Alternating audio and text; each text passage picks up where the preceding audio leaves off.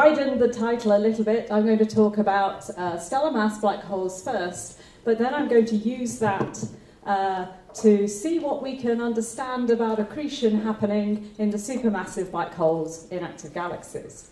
So let's start at the black hole binaries. And as we've already heard a lot at this conference, black hole binaries show a lot of different types of spectral states. The two main ones that you see are this soft state, which is clearly dominated by something that looks very like a standard disk, and the hard state, which is clearly not. And the soft state not only looks like a standard disk, it varies like a standard disk on long time scales. When the mass accretion rate changes in days, weeks, months, it traces out this luminosity proportional to the fourth power of temperature that tells you you're dealing with a fixed inner radius size scale, which is very consistent with Einstein's last stable orbit idea. And Jeff went through this yesterday, so we've already had a nice talk about this. And you do all the corrections. It's not quite a black body. There are relativistic effects. But the key thing to take home is that when you translate this luminosity proportional to the fourth power of temperature into a radial size scale, this radial size scale is constant despite large changes in luminosity. And that looks very like the last stable orbit. Now, this was mainly done from RxDE data because RxDE has this huge amount of monitoring data on binaries. But RxDE only goes down to 3 keV. And this is what you see in these disk spectra if you chop them off at 3 keV. You don't have to with a CCD detector, of course. And this is LMCx3, so there's very little galactic absorption. And what you see here are a sequence of XMM spectra. These are amazingly like the standard disk models. To within, say, 5 or 10%, they fit beautifully to the best models we currently have of what the disk should look like. But I'd like to remind you that this is strange. Standard disks become radiation pressure unstable at about 5% of Eddington. This lowest luminosity spectrum here is about 5% of Eddington. The highest luminosity one is 40% of Eddington. Plainly, nothing really is stopping this disk looking like a disk. It is dramatically stable. Oh, hello everybody. Shall I be mean and tell everyone that you have come in late? Oh, okay. So you have these lovely disks that theoretical models say should be thermally and viscously unstable. Not only do the theoretical models say this, but the latest MRI, radiation MRI simulations also say there is a thermal runaway, just like the Shakura-Sunyaev disk predicts. Yet, the data show disks exist and are dramatically stable. Let's have a look at a light curve of a disk. This is a light curve over 100 seconds. Nothing is happening. This disk is stable. Theoretical and numerical models currently say they should not be. This clearly means the theoretical and numerical models are wrong. Somehow there is something about standard disks we haven't yet understood. I just put that out there for the theorists to think about. So, what else is happening? Well, what else is happening is we have this transition from these disk-dominated states where we understand something but not everything to this very different looking state, the hard state. And it's quite a distinct transition as well. It looks like we're switching between two stable spectral states. It happens quite fast. So how are we going to get a grip on what it's looking like? Well, we can compare it to these disk-dominated states. Here's our stable disk on short time scales. What happens in these low hard states is completely different. Here's another 100 seconds worth of data. And in both these plots, I have scaled the light curve to the mean. So a factor too high, a factor too low, and 100 seconds worth of data. Here's our non-disk spectrum, here's our disk spectrum. They are on the same scales. Plainly, there is huge amounts of variability here. And if this is at all connected to mass accretion rate fluctuations, and ultimately the power output has to be connected to mass accretion rate fluctuations, then that's telling us we can change the mass accretion rate through this different type of accretion flow much faster than we could through that disk spectrum. And to do that, you need a hot flow where the sound speed is fast, the viscous timescale is fast, and if it's hot, it's got pressure support. We're into the sort of ADAF hot fluffy flow regime, which is the other stable solution of the accretion flow equations. And the original models just used internally generated cyclosynchrotron seed photons to be the seed photons for Compton upscattering. It's a hot flow, so the electrons are hot, so they give you these nice hard spectra. But we also know that as you get towards the brighter hard states, there's clear signs of a disk in the spectrum, and so you really need some sort of composite geometry like this. And then you can make spectral transitions, Then you can make spectral transitions by just pushing this truncated disk further in until it reaches the last stable orbit. As you push the disk in, you have more seed photons illuminating your hot flow, so your hot flow gets cooler, and the spectrum should soften. So as you go from a dim low hard state to a brighter low hard state, you're pushing the disk in, you have more seed photons, the spectrum softens, and it pivots like this. So, that's what I used to think. We have better data now. So I'm going to show you a sequence of spectra from Suzaku, which is Yamada-san's work that he'll be talking about later on today. And so on the left, I've got a hardness intensity diagram. On the right, I'm showing you the Suzaku spectra. And when you have broad bandpass spectra, you get a much better grip on what it is you're looking at. So we're making this transition now in Cygnus X1. We're going from a low hard state, and we're going to go up in luminosity. Watch this. I'm going to grey out this spectrum so that you can see how we're moving on the colour intensity diagram and how the spectrum is changing. Here we go.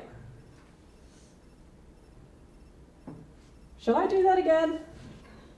Let's go back. So what we're doing, up we go, 1, 2, 3, 4, 5, 6. The spectrum isn't actually pivoting. It's not a single Compton spectrum that we're going from a hard to a softer spectrum. What we're seeing in here, no, I can't reach it. Right, I've just cut to the next one. So what this has done is taken a single Compton spectrum and fit it to the data above 100 keV, because the data above 100 keV from Suzaku were good enough to do this. You subtract that away, you subtract the constant disk component away that you can see in the lack of variability, and what you're left with is the red spectrum.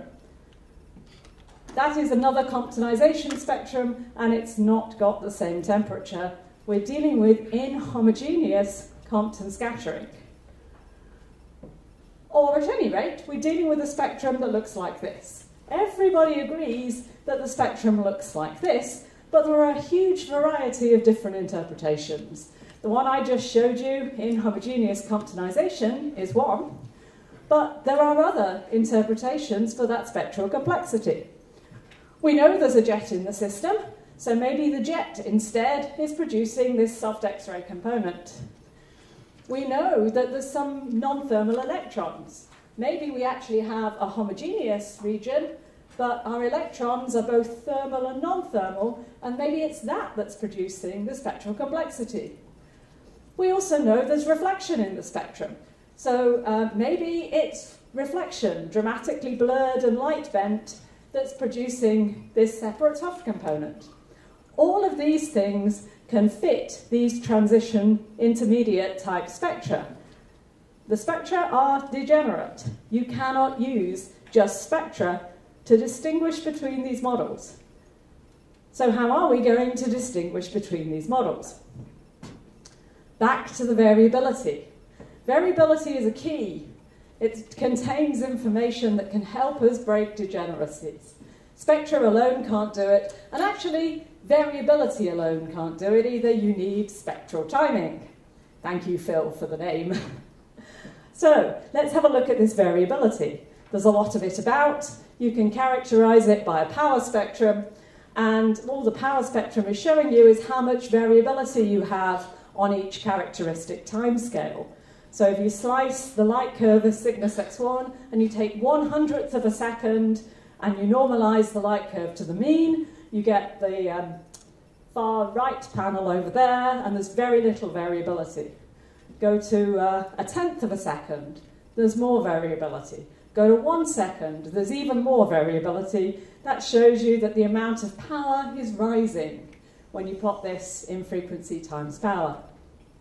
So peaks in frequency times power show you where the variability is maximum, the timescale at which the variability is maximum. And then when you go to even longer timescales, it drops down again. So you see this very characteristic broadband noise spectrum from these black hole binaries in this hard state. So how do we make this kind of stochastic, non-periodic noise? Well, back to the MRI. One of the things the MRI simulators have been telling us for a decade now is that this dynamo that is the physical origin of disk viscosity is inherently stochastic. It's inherently a noise generator. There are big fluctuations in all quantities in both time and radius. It's a perfect noise generator. So what you have in these propagating fluctuation models, this is going back to Libarsky, Kotov, Aravelo and Utley. The idea is you have a noise generator, but then you can kind of put some more physics in, say whatever the noise generator is, you can't propagate fluctuations in mass accretion rate down on timescales that are faster than the local viscous time. Now it's plotted in frequency times power, and it looks like that. The local viscous timescale changes with radius, so each radius has fluctuations in mass accretion rate that are stirred up on a characteristic timescale that decreases as you go further in. But this is an accretion flow, so it's not just that we're generating noise, that noise propagates down through the flow. So the slow variability is stirred up at large radii, and that mass accretion rate fluctuation propagates down through the flow and modulates the faster variability that's stirred up at smaller radii, and then that total variability propagates down through the flow and modulates the very fast variability produced in the very innermost regions. And this gives us a way of using variability to slice up the flow and see what it looks like. So the fluctuations should, slow fluctuations start at large radii and propagate all the way down, whereas faster fluctuations start at smaller radii and don't have so far to go. So here's a mass accretion rate fluctuation, quite a slow one, and it propagates all the way down through the flow. If I have a faster fluctuation, it's actually made closer in, and then it has less far to go to get all the way down through the flow, and so you get this strange... Aha, thank you, thank you. I think I'll be dangerous with a stick. And so you get this very strange pattern of lags as a function of Fourier frequency. So slow variability has quite a long lag time because it starts over here and has to get all the way down. Faster variability has a much shorter lag time because it starts here and has less far to go. So, the key thing here is that our spectra are dependent on radius. The corona is softer when it's closer to the disk and harder when it's in the real hole, in the bit where the disk is truncated. And the variability is also radially dependent. So we have a radial dependence in both our spectrum and our variability. And what we've just seen is that we use this inhomogeneous Comptonization model, and it gave us a very good answer to these lags that we see as a function of Fourier frequency. What do these other models give us? Well, these two models, where we're dealing with reflection that happens on a light travel time, that is much, much faster than the typical lags that we saw earlier on. Lags of 1/10 of a second, 100th of a second, that's enormously longer than the light travel time. These lags cannot be produced in this reflection scenario. So whatever is making the lags, it's not very centrally concentrated reflection. Similarly, in the homogeneous Comptonization, but with a hybrid electron distribution, you're looking at a single source. So you've just got light travel time effects. You need something inhomogeneous. You need something with long lag times. So maybe that's the jet then.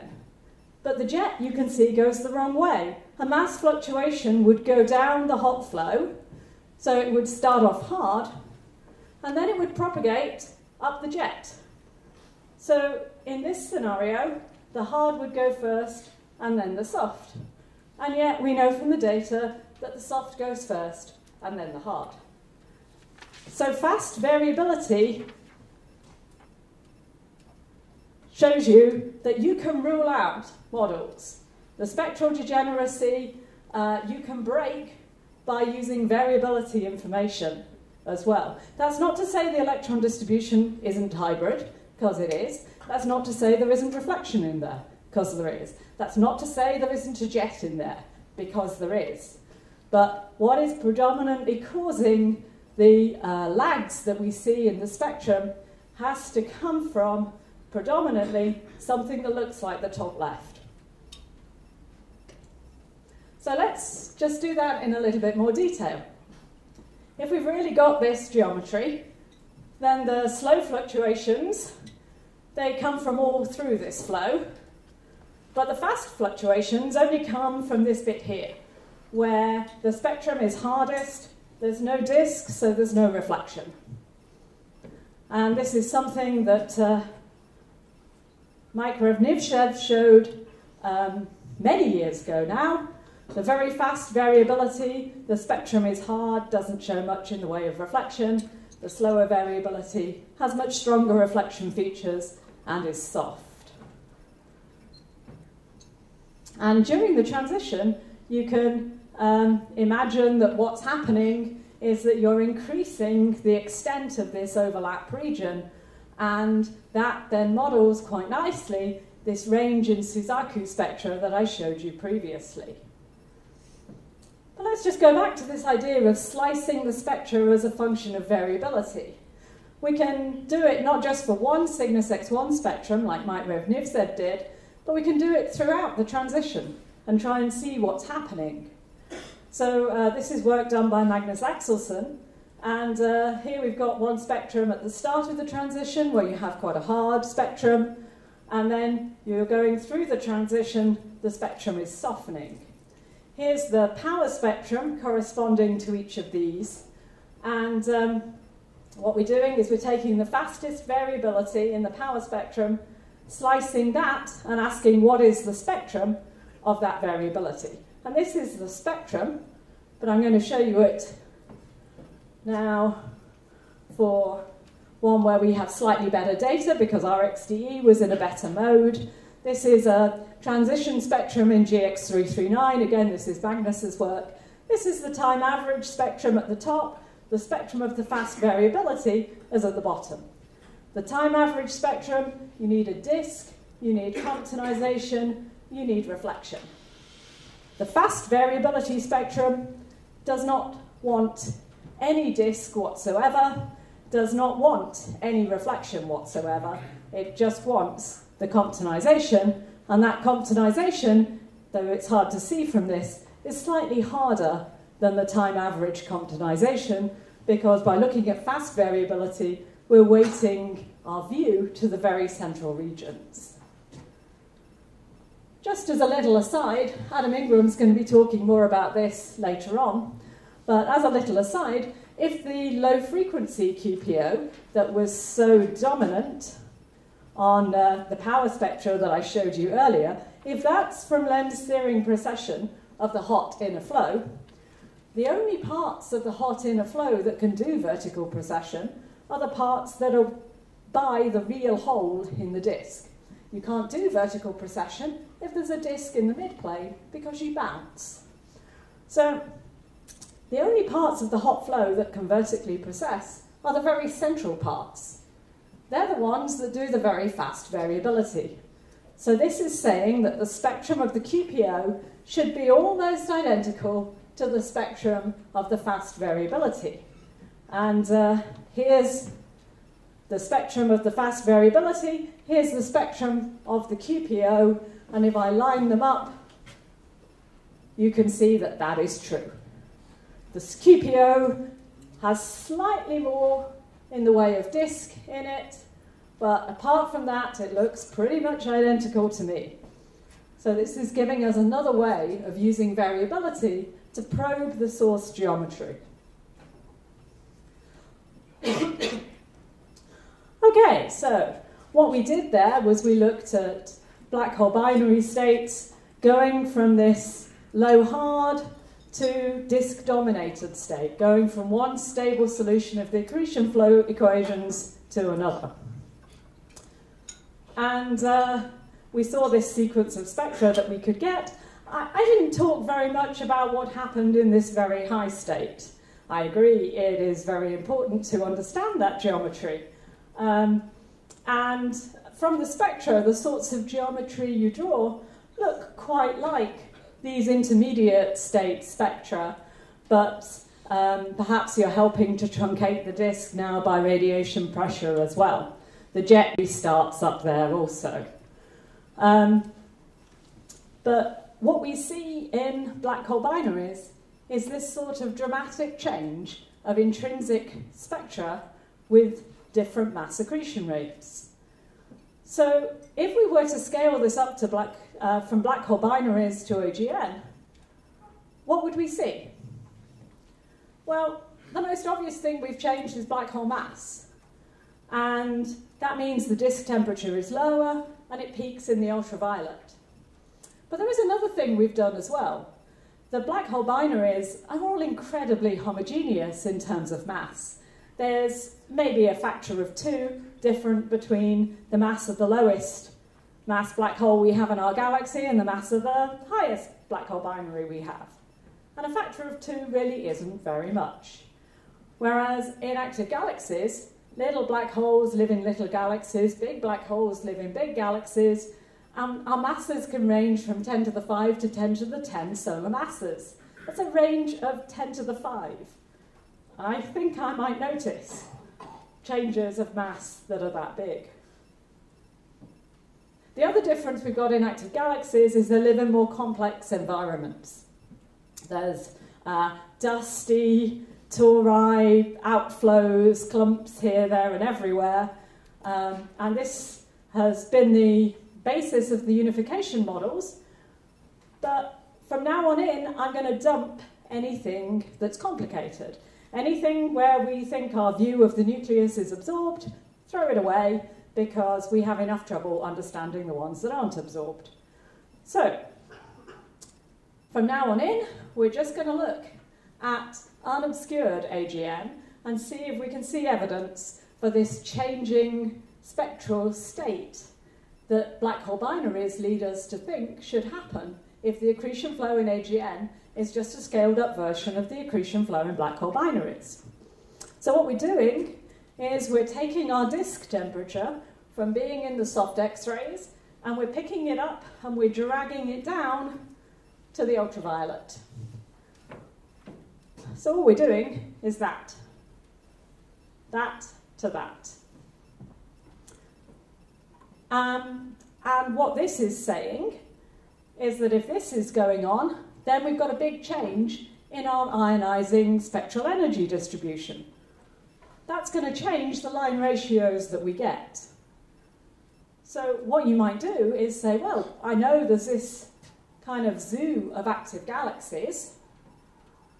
What I'll do is I'll throw away all the jet-dominated ones, I'll throw away all the obscured ones, and I still have a range of line ratios in terms of what I see in the optical. So let's now try and put these together and say, well, maybe they are a consequence of changing this ionizing spectral energy distribution so dramatically. So maybe if we were looking to make connections between binaries and active galaxies, maybe we'd go this way.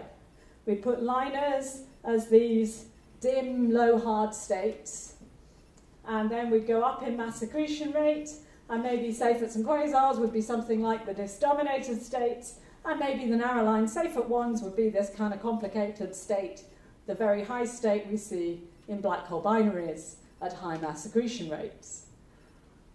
Look at this picture for a second.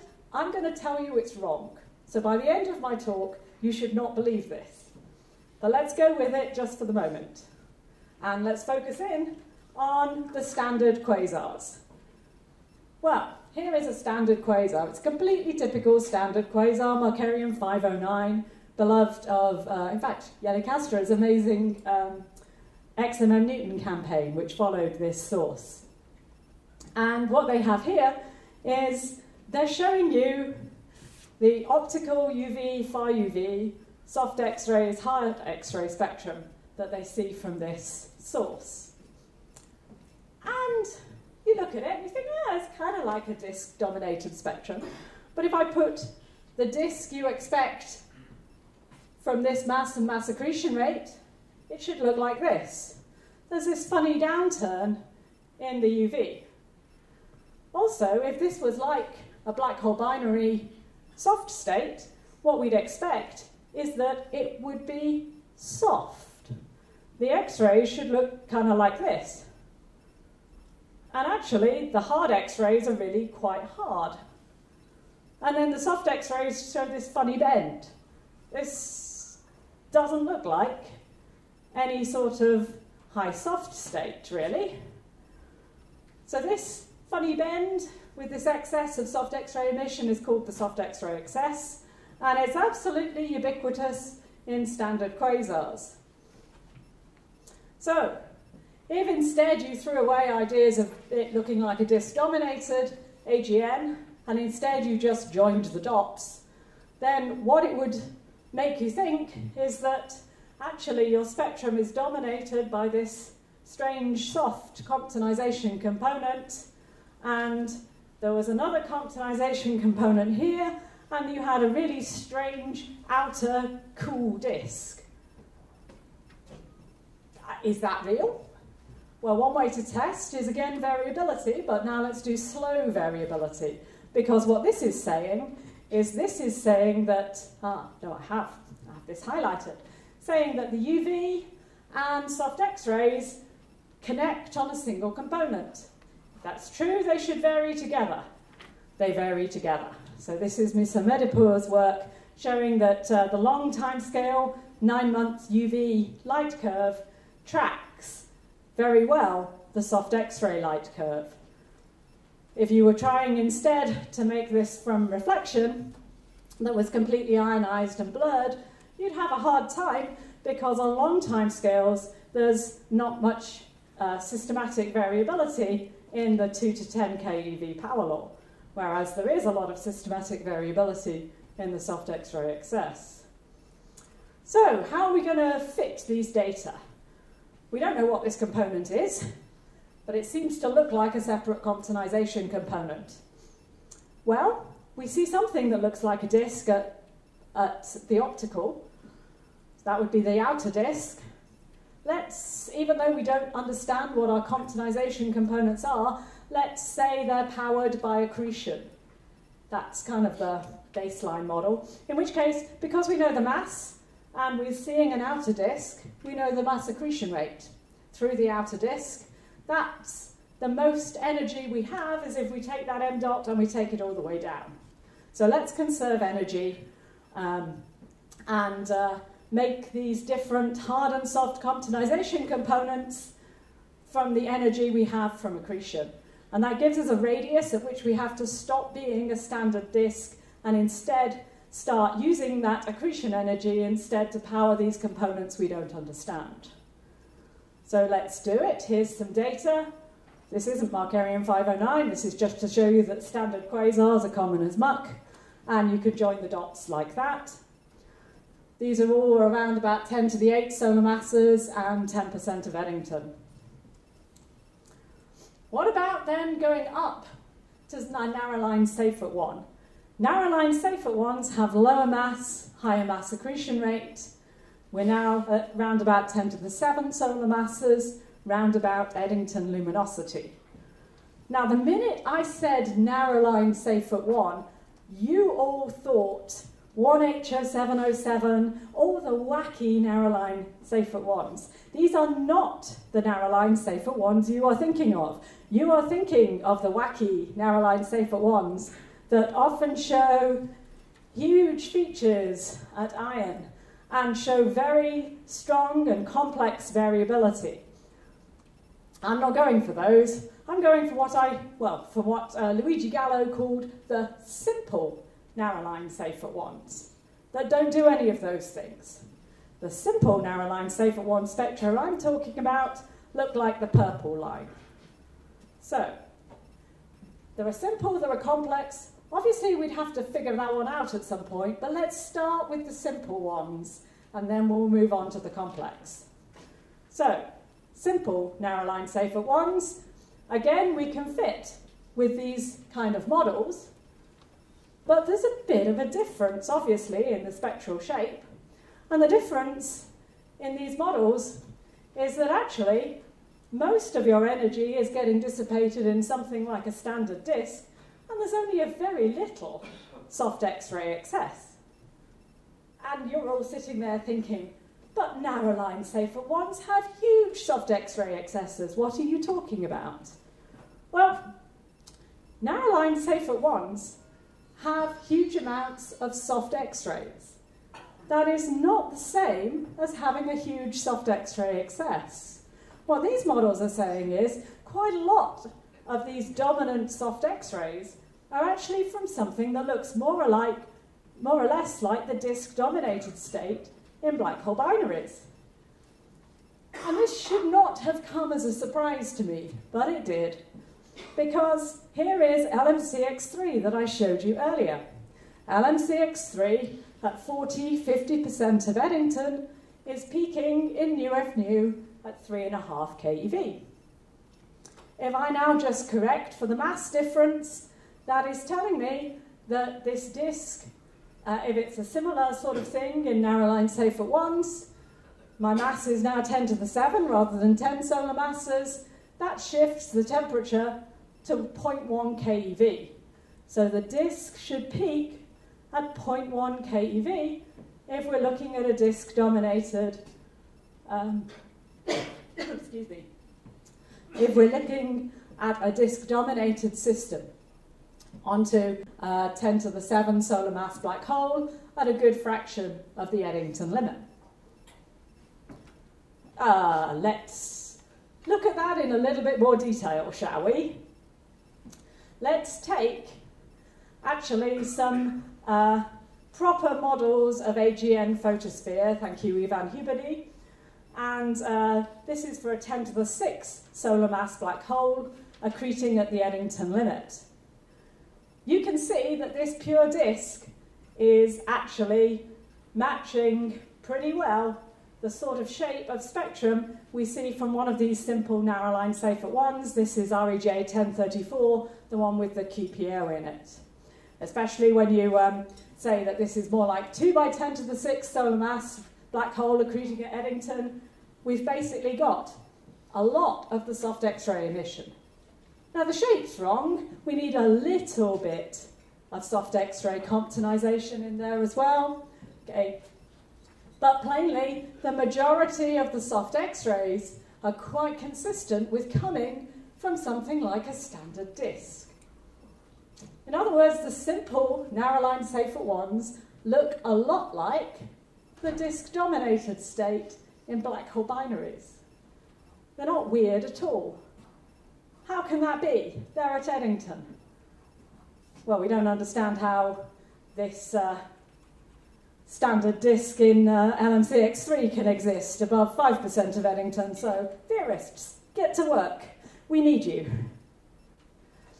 So, this was work done by Martin Ward's grad student. He had quite a lot of objects, so what he did was he stacked the model spectra in slices of L over Led.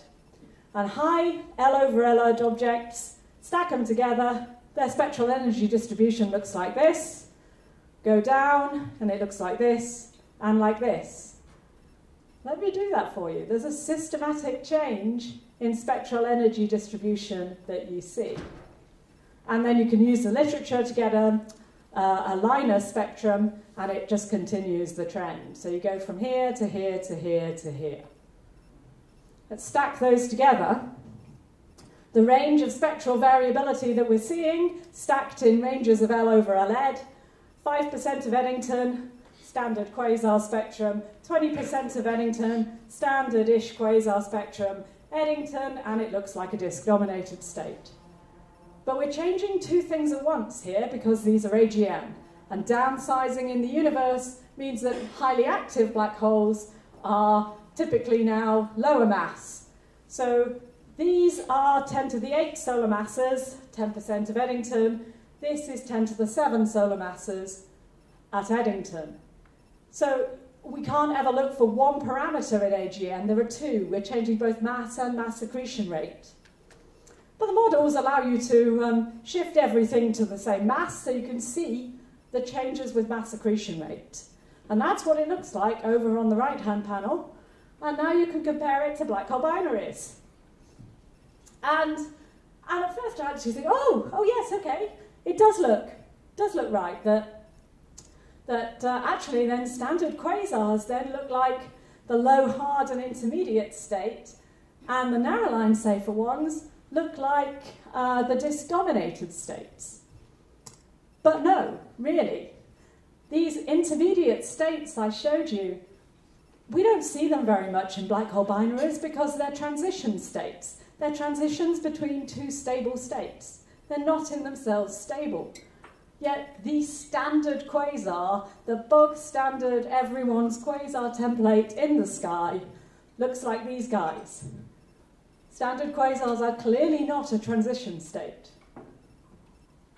And if they were, they should have higher radio emission than they do. So what are they?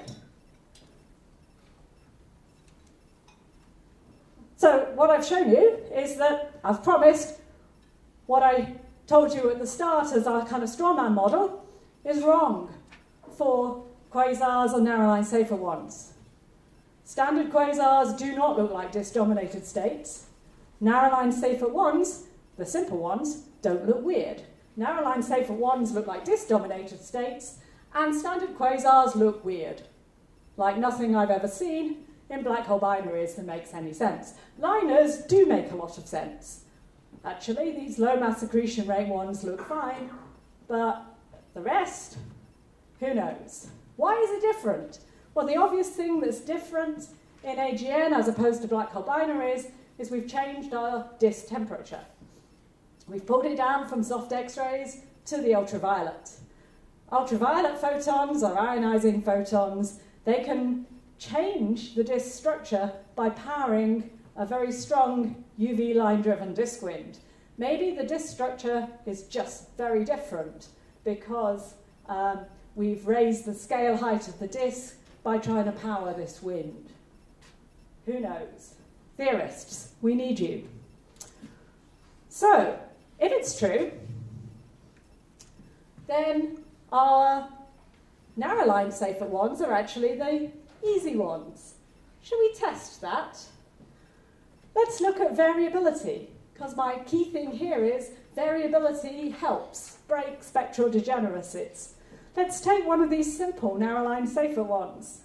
It's disk dominated. Let's match it, thank you, match it on mass accretion rate. The only thing we've got at Eddington is GRS 1915. Shall we run away now? And find a spectrum that matches to the spectrum we're seeing. That's kind of easy. So we've got a spectrum with a disk, a little bit of soft Comptonization, and a hard tail. And then let's match band pass. Let's match for component.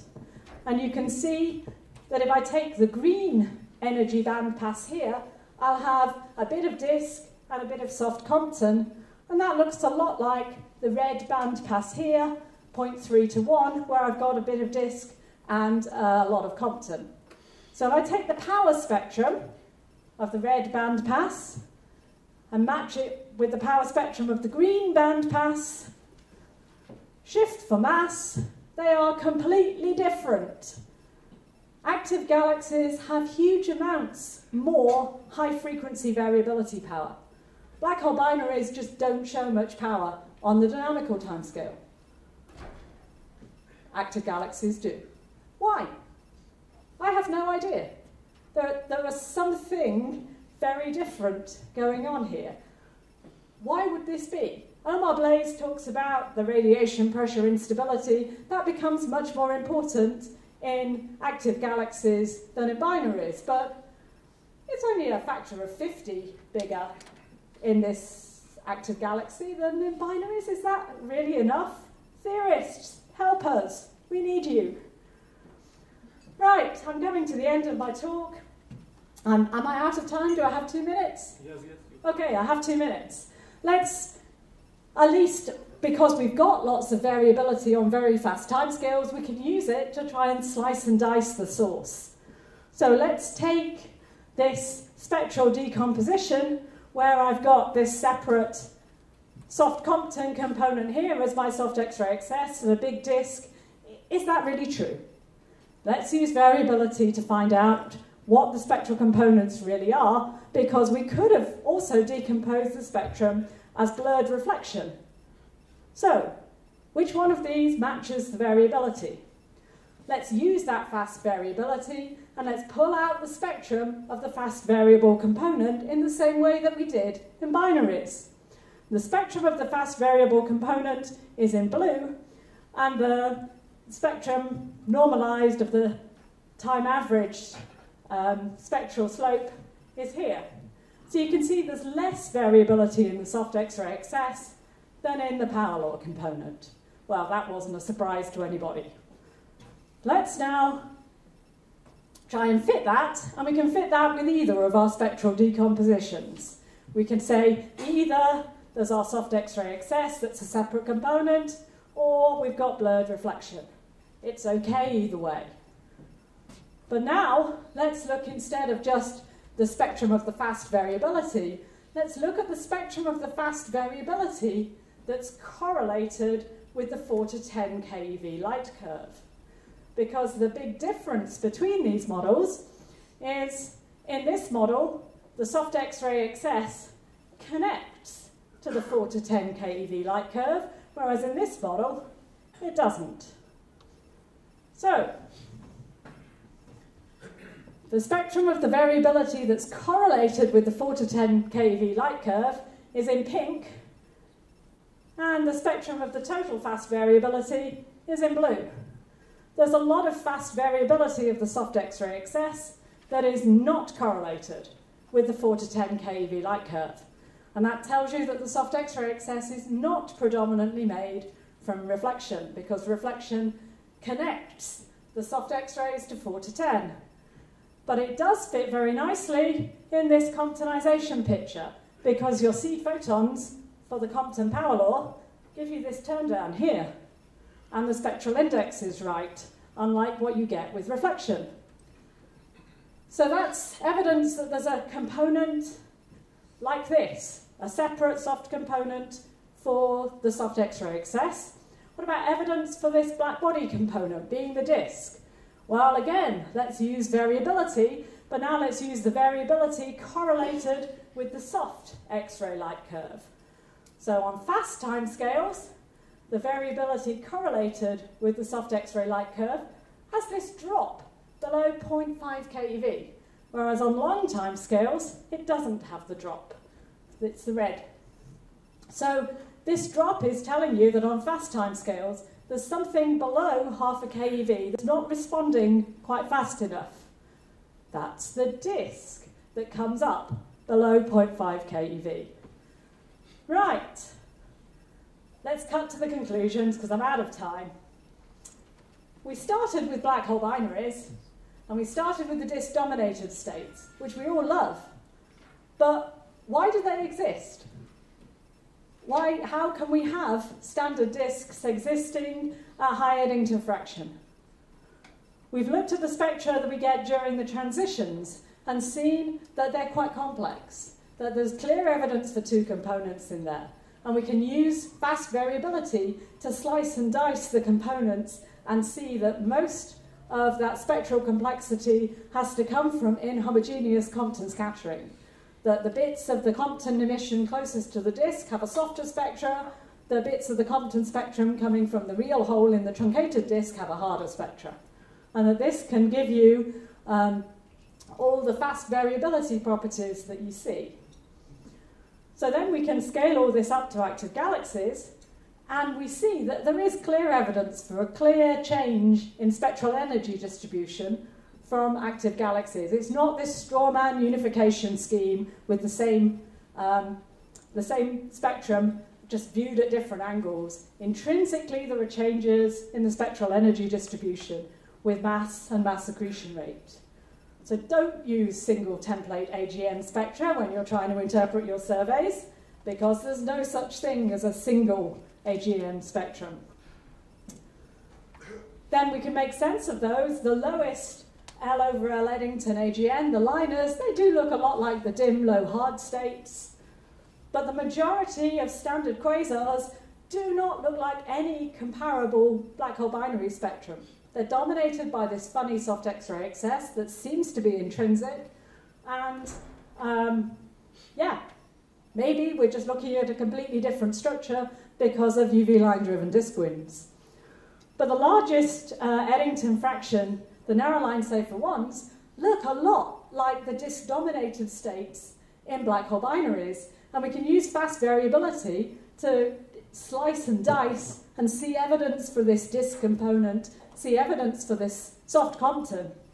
But fundamentally, why are we able to use the fast variability to do this? Because why do they have so much fast variability, which looks so unlike the stuff we see from black hole binaries? So many more questions and answers. Thank you. Excellent.